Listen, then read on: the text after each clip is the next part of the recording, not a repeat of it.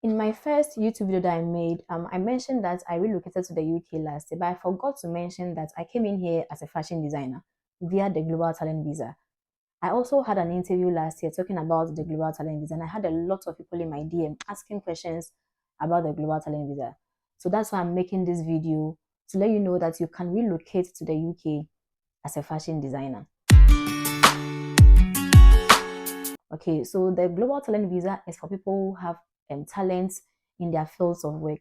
So we have academia or research, we have art and culture, and then we have technician, like people who are into tech. Those who are into tech, I think that kind of visa is very, very popular amongst the three that I've mentioned. Okay, so this kind of visa is very, very special. I say that because it is self-sponsored. I mean, it's not like the other kind of visas where you need sponsorship from an employer before. This one, it is self-sponsored. I mean, when you get in here, you can do whatever you want to do. You can go to school. You can register your own company. You can work with anybody that you want to work with. You can change jobs. You can do whatever. You don't need proof of funds. You don't need any bank statements. Do you understand? So that's how special this visa is. Now, under arts and culture is where you find fashion designers.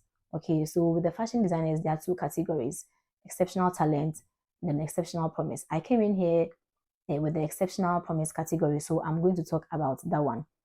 Okay, so with the exceptional promise, you will need 3 pieces of recommendation letters and then 10 pieces of evidence.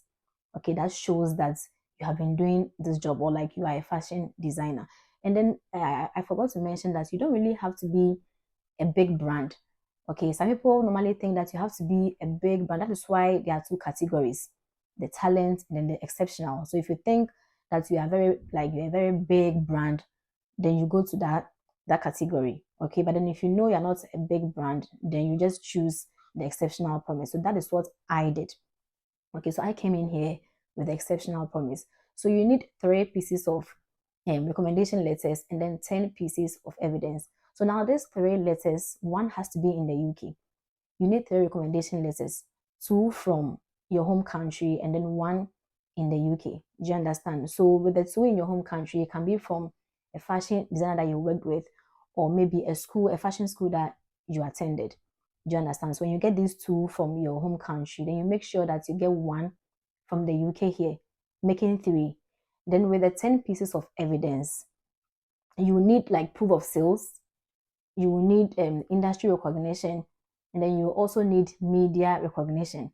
Do you understand? So you can work around these ones I've mentioned to make it 10 pieces of evidence. I don't know if you get it. So now you need 10 pieces of evidence and then 3 recommendation letters to be eligible for this kind of visa. So with the 3 pieces of recommendation letters, 2 has to be from your home country and then 1 has to be in the UK. Okay, and then the 10 pieces of evidence, you need proof from a media recognition, you need proof from industry recognition, and then you also need proof of sales.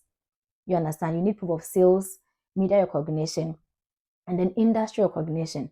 Okay, so with what I've mentioned, for instance, you can work within these ones I've mentioned to make it sense. So me, for instance, I did I think 4 media recognition, 4 industry recognition, and then 3 proof of sales. Now let me break it down. So assuming you decide to do 4 media recognition, you can get a blogger to blog about your brand.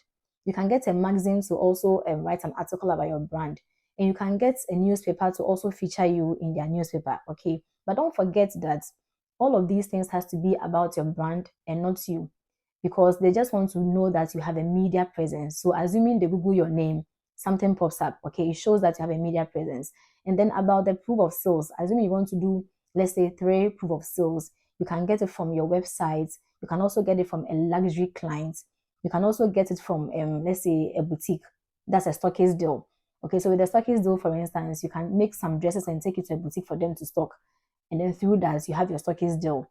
And then with the website, for instance, it's not a requirement for you to have a website. I just feel like if you have a website, it shows that you are credible. Okay, so you can get 3 proof of sales from these things that I've mentioned: a stockist deal, from a luxury client, and then from a website as well. So now you have 3 there. You add it to the first one, so it means you have 7. And then the other 3 is the industry recognition. Now, industry, it can be from an actress because they are considered to be in the art and culture industry. So you can get letters from actresses, radio presenters, musicians and stuff like that. But you have to make sure you've made dresses for them and you have photos to prove that you made dresses or they are wearing your stuff. You understand? So in this situation, when they write these letters for you, you can actually even add the photos of them wearing your dresses to the letters to prove that you actually made this thing for them, like you actually made these dresses for them.